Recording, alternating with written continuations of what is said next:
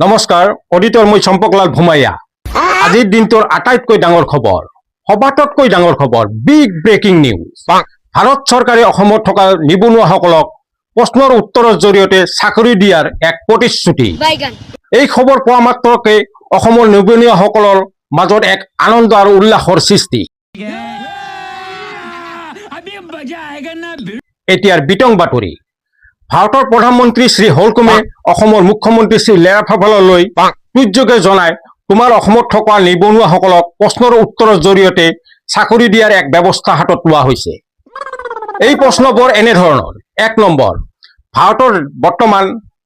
লেতেৰা গল্লি কেইটা আৰু ক'ত ক'ত আছে দুই নম্বৰ প্ৰশ্ন এই গল্লিবোৰত দিনত কেইজনী মহৰ জন্ম হয় আৰু কেইজনীৰ মৃত্যু হয় তিনি নম্বৰ আৰু শেষৰ প্ৰশ্নটো হল বৰ্তমান অসমত কেইজনী মহ গৰ্ভৱতী অৱস্থাত আছে আৰু তাৰে কেইজনী